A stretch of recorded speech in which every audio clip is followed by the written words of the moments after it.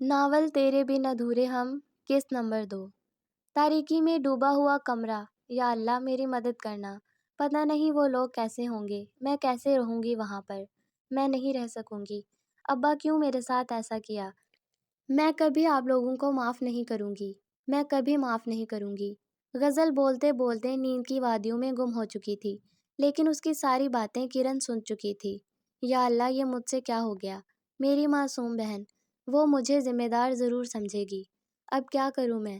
اسے کیسے بچاؤں اس جہنم سے؟ کیسے بچاؤں؟ لیکن اب بہت دیر ہو چکی تھی۔ اب پچھتانے کا کوئی فائدہ نہیں۔ بھائی یہ میں کیا سن رہا ہوں؟ کیا؟ ارسل آئیبرو اچکا کر اسی پر سوال کر دیتا ہے۔ یہ بابا کیا کہہ رہے ہیں؟ آپ کی شادی؟ ہاں، اور شادی نہ کہو تو بہتر ہے۔ میرے نزدیک اس رشتے کی کوئی اہمیت نہیں ہوگی۔ پر بھائی وہ لڑکی، تمہیں اس سے ہمدردی کرنے کی کوئی ضرورت نہیں ہے۔ وہ میرے بھائی کے قاتل کی بہن ہے۔ آئی سمجھ؟ افسوس بھائی، اب ایک مرد کے قتل کا بدلہ ایک عورت سے لیں گے، اور وہ بھی ایسی عورت جس کا گناہ یہ ہے کہ وہ قاتل کی بہن ہے۔ بھائی آپ سے اس ناسمجھی اور جہالت کی امید نہیں تھی۔ Zaman, you are crossing your limits. آپ لوگ بہت برا کر رہے ہیں۔ انف زمان، جاؤ یہاں سے، ابھی اسی وقت۔ بھائی میں جا رہا ہوں، لیکن میری باتوں پر غور کرنا۔ زمان تو چلا گیا، مگر ارسل کو سوچوں میں گھرا کر گیا تھا۔ کیا واقعی ہم غلط ہیں؟ کیا یہ ظلم ہے؟ کیا ہمیں ایسا کرنا چاہیے؟ دیکھا جائے تو اس لڑکی کا قصور کیا ہے؟ اس کا قصور یہ ہے کہ وہ میرے بھائی کے قاتل کی فیملی سے ہے، اور ویسے بھی ہم بدلہ ہی لے رہے ہیں۔ پھر وہ لڑکے سے ہو یا لڑکی سے، کیا فرق پڑتا ہے؟ اور پھر انسانیت اور احساس پر بدلے کی آگ غالب آ گئی۔ بس ہو گیا فیصلہ، میں لوں گا بدلہ، ضرور لوں گا۔ صبح کا سورج تو کب کا چڑھ چکا تھا، لیکن غزل نے اٹھنے میں دیر لگا دی۔ غزل ٹائم دیکھو، 1 بج رہا ہے۔ وہ لوگ کچھ ہی دیر میں آ رہے ہوں گے۔ امی وہ لوگ مجھے برباد کرنے آ رہے ہیں۔ میں ساری زندگی چھپتی رہوں گی، اور آپ خوش ایسے ہو رہی ہیں جیسے میرا گھر بسا رہی ہوں۔ آپ لوگ مجھے کھائی میں دھکا دے کر ایسے خوش ہو رہے ہیں جیسے میں وہاں بہت خوش رہوں گی، جیسے میری زندگی پھولوں کی طرح مہک اٹھے گی۔ لیکن میری زندگی میں ایک شور ہوگا، سسکیوں کا شور، جو میں ان کے ظلم سہنے کے بعد کمرے میں ایک کونے پر بیٹھ کر کروں گی۔ بس نا غزل، آمنہ کی آواز بھی نم ہو گئی تھی۔ بس چپ، یہی تمہاری قسمت تھی میری بچی، آمنہ اس کے سر پر لال دوپٹہ سجاتے ہوئے بولی، اور دور کھڑی کرن اسے دیکھ کر اپنے آنسو ضبط کرنے کی کوشش کرنے لگی۔ کچھ ہی دیر میں ارسل، عظیم اور زمان ان کے گھر پر موجود تھے۔ نکاح کے لیے غزل کو لایا گیا۔ مولوی کیا پوچھ رہا تھا، غزل کو کچھ سنائی نہیں دے رہا تھا۔ غزل کہیں کھوئی ہوئی تھی۔ مولوی کے تیسری بار پوچھنے پر آمنہ نے غزل کو ہلایا، اور وہ واپس اسی ظالم دنیا میں آ گئی۔ قبول ہے۔ اس نے کچھ نہ سنا، بس اپنی بربادی کی سیڑھی پر پہلا قدم رکھا۔ کچھ ہی دیر میں رخصتی کا وقت آ گیا۔ کوئی مہمان نہیں آیا تھا، بس دونوں گھروں کے بڑے تھے۔ امی مجھے مبارکباد دیں، میں برباد ہونے جا رہی ہوں۔ غزل کے الفاظ جہاں آمنہ کی آنکھیں نم کر گئے تھے، وہیں ارسل کے دل میں بھی تیر کی طرح لگے تھے، اور پھر وہ لوگ غزل کو لیے گھر کی طرف نکل پڑے۔ تم شرافت سے یہاں سے اٹھ جاؤ، مجھے کوئی بھی غلط بات کہنے پر مجبور نہ کرنا، اور ہاں، ونی ہو تو ونی بن کر رہنا، میرے سر پر چڑھنے کی ضرورت نہیں ہے۔ وہ کمرے میں اس کا بازو دبوچے طلق گوئی کر رہا تھا۔ مقابل کو وہ اپنے لفظوں سے مار گیا۔ اسے کسی ہتھیار کی ضرورت ہی محسوس نہیں ہوئی اسے مارنے کے لیے۔ اب میرا منہ کیا دیکھ رہی ہو؟ جاؤ صوفے پر سو جاؤ جا کر۔ کیا میں یہی ڈیزرو کرتی ہوں؟ میری تو کوئی غلطی نہیں تھی۔ آخر کیوں ابو، کیوں کیا ایسا میرے ساتھ؟ اور بس وہ یہی سوچتی رہ گئی۔ او ہیلو غزل میڈم، اٹھو۔ ارسل کب سے غزل کو جگا رہا تھا۔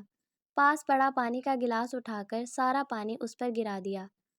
کیا ہوا؟ غزل ہڑبڑا کر اٹھ گئی۔ ٹائم دیکھ رہی ہو؟ وہ گھڑی کی طرف اشارہ کرتے ہوئے کہتا ہے۔ کل سے صبح سویرے اٹھی ہوئی ملو مجھے تم، آئی سمجھ؟ جج جی۔ اب فوراً نیچے پہنچو۔ کچھ ہی دیر بعد سیڑھیوں سے ارسل اور اس کے پیچھے چھپی ہوئی غزل آئے دکھائی دی۔ ڈائننگ ٹیبل پر موجود سب کے چہرے پر ناگواری چھا گئی، سوائے زمان کے۔ بھابھی آئیے بیٹھیے نا، زمان ایک دم بول پڑا۔ زمان، نعیمہ اور عظیم کے ماتھے پر بل صاف نظر آ رہے تھے۔ جی ماما، کیا ہوا؟ بھابھی ہی ہے نا؟ اے لڑکی، جا کر اپنے شوہر کے لیے ناشتہ بنا کر لاؤ، نعیمہ زمان کو نظر انداز کرتے ہوئے کہتی ہے۔ جی اچھا، اور غزل وہاں سے کچن کی طرف چلی جاتی ہے۔ ماما ناشتہ تو بنا ہوا ہے، پھر ارسل وہ تمہاری بیوی ہے اور آج سے تمہارے سارے کام وہی کرے گی، بلکہ میں سوچ رہی ہوں سب کے کام وہی کرے گی، ملازموں کو نکال دیتی ہوں۔ صحیح کہہ رہی ہیں آپ بیگم، ویسے بھی وہ اس خاندان کی بہو کا رتبہ کبھی حاصل نہیں کر سکے گی، اسے اس کی اوقات پر رکھیے۔ جی جی کیوں نہیں۔ زمان غصے سے وہاں سے واک آؤٹ کر جاتا ہے، جبکہ ارسل کا چہرہ بے تاثر ہوتا ہے۔ کچھ ہی دیر میں غزل ناشتے کی ٹرے لیے ڈائننگ ہال میں داخل ہوئی۔ ارسل پہلی بار اسے فرصت سے دیکھ رہا تھا۔ گندمی رنگت، کالی آنکھیں جو گھنیری پلکوں سے ڈھکی ہوئی تھیں، بھورے آدھے کھلے بال جو اس کے چہرے پر بار بار آ رہے تھے۔ ہے تو خوبصورت، جملہ ہلکی آواز میں کہا گیا، لیکن کچھ ہی دیر بعد اس کے دیکھنے کے عمل میں ملازمہ نے خلل ڈالا۔ اوئے لڑکی، تمہیں بی بی جی بلا رہی ہیں، چلو میرے ساتھ۔ بات سنو لڑکی، آج سے گھر کے سارے کام تم کرو گی، ملازموں کو میں نے نکال دیا ہے۔ ماریا آج تمہیں کام سمجھائے گی، کل سے یہ بھی نہیں آئے گی، تم سارے کام کرو گی۔ غزل ایک دم سے چہرہ اوپر کر کے نعیمہ کو دیکھتی ہے اور اب پھر اس بڑی حویلی کو۔ آئی سمجھ؟ جی جی۔ جاؤ ماریا، کام سمجھا کر چلی جانا تم۔ اور تم لڑکی، کام 6 بجے تک ختم کرو ورنہ سزا کے لیے تیار رہنا۔ غزل خود کو بہت بے بس محسوس کر رہی تھی۔ وہ اپنے آنسوؤں کو دھکیلتی ماریا کے پیچھے چل دی۔ کرن کمرے میں بیٹھی ایک ہی جگہ دیکھ رہی تھی۔ کرن اٹھ جاؤ اور میری کام میں مدد کروا دو، مگر کرن سن کہاں رہی تھی۔ کرن اٹھو۔ کرن کو ہلایا اور وہ ہوش کی دنیا میں واپس آئی۔ امی، امی سب میری وجہ سے ہوا۔ امی میری گڑیا چلی گئی، میری گڑیا اس جہنم میں چلی گئی۔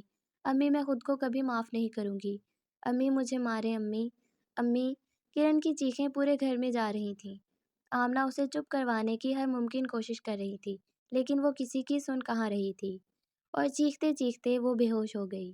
سعید جلدی آئیں، کرن کو کچھ ہو گیا ہے۔ باہر سے آتے ہوئے سعید اور نواز کو دیکھ کر آمنہ بھی چیخنے لگی۔ کیا ہے آمنہ، کیوں چیخ رہی ہو؟ سعید، آمنہ بے ہوش ہو گئی ہے۔ تو سعید ڈاکٹر کو بلائیں۔ آمنہ کو سعید کے لہجے سے حیرت ہوئی۔ امی، جیسے چیختے چیختے بے ہوش ہوئی ہے ویسے ہی ہوش میں بھی آ جائے گی۔ چلیں ابا، ہم لیٹ ہو رہے ہیں۔ ہاں چلو۔ سعید اور نواز باتیں کرتے ہوئے آبادی سے دور کچھ زمینوں کے پاس کھڑے تھے۔ شام کے 6 بج رہے تھے، سورج آہستہ آہستہ غروب ہو رہا تھا۔ جی سر وہ آ گئے ہیں۔ اوکے، مار دو، لیکن دھیان سے، اس کے باپ کو کچھ نہیں ہونا چاہیے۔ ادھر کال ڈسکنیکٹ ہوئی اور وہ وہیں اس نے فائر کر دیا۔ پہلا فائر سیدھا اس کے دل میں لگا، اور دوسرا فائر پیچھے کی طرف سے کسی نے کیا اور وہ نواز کی گردن میں لگا، اور دیکھتے ہی دیکھتے سعید کی آنکھوں کے سامنے اس کے بیٹے کا بے جان وجود زمین بوس ہو گیا، جس کو بچانے کے لیے اس نے اپنی بیٹی بدلے میں دے دی تھی۔ اس کا کوئی فائدہ نہ ہوا۔ اس کا بیٹا اس کی آنکھوں کے سامنے اپنی زندگی سے ہاتھ دھو گیا۔ صبح سے کام پر لگی ہوئی غزل بری طرح تھک چکی تھی، اور نہ ہی کچھ کھایا تھا اس نے، ابھی بھی آدھا کام ہوا تھا۔ نعیمہ نے غصے سے غزل کے بال دبوچے اور اسے کھڑا کیا۔ لڑکی، تمہیں کہا تھا کام جلدی ختم کرنا، رات کا کھانا کون بنائے گا؟ تمہارا باپ تو بنانے سے رہا۔ آنٹی چھوڑیں، درد ہو رہا ہے۔ درد ہو رہا ہے، اسی لیے تو کر رہی ہوں، تجھے درد ہو اور مجھے سکون ملے۔ Aunty please. چپ کر، مجھے روکے گی تو؟ مجھے؟ نعیمہ نے اس پر تھپڑوں کی برسات کر دی۔ وہ ایک کھا کر ابھی سنبھلتی نہیں، اسے دوسرا مار دیتی۔ اس کے بعد نعیمہ نے اسے بہت زور سے دھکا دیا۔ اس کا سر ٹیبل کے ایک کونے سے جا لگا، چکرا کر رہ گئی وہ۔ اس کے ماتھے سے ایک خون کی لکیر نیچے آ رہی تھی۔ وہ کافی دیر نیچے جھکی رہی۔ جب کافی دیر بعد خود کو سنبھال کر اٹھی تو دروازے پر ارسل کو کھڑا پایا، جس کے ماتھے پر بل اور رگیں تنی ہوئی تھیں۔ وہ اسے دیکھ کر غصے سے اپنے کمرے میں چلا گیا۔ اور لڑکی، اب کیا منہ دیکھ رہی ہے؟ جا کر منہ دھو اور ارسل کو چائے دے کر آ۔ وہ ابھی جا ہی رہی تھی کہ دروازے کی طرف سے شور سا آیا۔ سعید غم و غصے کی ملی جلی کیفیت کے ساتھ اندر آیا۔ کہاں ہے عظیم، کدھر ہے؟ اپنے باپ کو دیکھ کر غزل کو خوشی ہوئی، لیکن اسے کچھ غلط ہونے کا احساس ہوا۔ کیا ہو رہا ہے یہاں پر؟ تم یہاں کیا کر رہے ہو؟ عظیم، جو ابھی ڈیرے سے آیا تھا، سامنے سے سعید کو کھڑا دیکھ کر طیش میں آ گیا۔ عظیم، تم نے کیوں کیا ایسا؟ کیا کیا میں نے؟ غزل اور نعیمہ بت بنی کھڑی رہیں۔ ان کا شور سن کر ارسل بھی نیچے آ گیا۔ تم نے کیوں مار دیا میرے بیٹے کو؟ میں نے تمہیں اپنی بیٹی دی تھی، اس کے بدلے تم نے دھوکہ کیا ہے میرے ساتھ۔ میں نے جو کیا صحیح کیا۔ تمہاری بیٹی میرے بیٹے کے مقابلے کچھ نہیں۔ اب دفع ہو جاؤ یہاں سے، میں غزل کو لے کر جاؤں گا۔ ہا ہا ہا، ایک فلک شگاف قہقہ عظیم کا حویلی میں گونجا۔ تم بھول رہے ہو، تم نے کاغذات سائن کیے تھے کہ تم اپنی بیٹی سے سارے رشتے ختم کر چکے ہو، تمہارا اس سے کوئی تعلق نہیں۔ وہ سعید کو بے بس کر گیا تھا۔ غزل کا دماغ سن ہو چکا تھا۔ نعیمہ ایک شیطانی مسکراہٹ اس کی طرف اچھال کر عظیم کے ساتھ کمرے میں چلی گئی۔ غزل کے قدم لڑکھڑائے، ہر چیز گھومتی ہوئی نظر آ رہی تھی، اور آخری چہرہ اس نے جو دیکھا وہ ارسل کا تھا جو اس کی طرف آ رہا تھا۔ پھر اس کی آنکھیں بند ہو گئیں۔